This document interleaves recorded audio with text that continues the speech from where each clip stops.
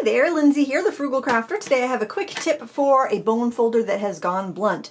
I was in the middle of a card making project and I was having a hard time scoring my paper, and you can see I've got some really sloppy scores there, and it was because my scoring tool that comes with my Scor-Pal had gone blunt. And so you use this by just kind of dragging this down the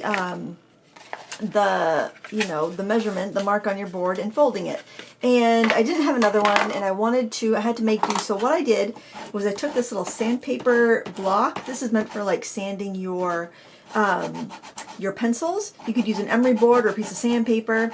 And what I did was I just sharpened up the tool like this. And this would work on any plastic bone folder that you have. I don't know, it probably would work on an actual bone folder, but I just have plastic ones.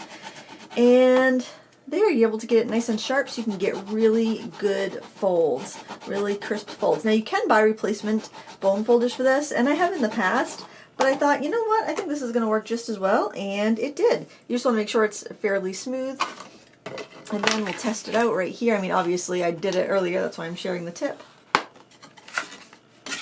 And there, it folds really, really well.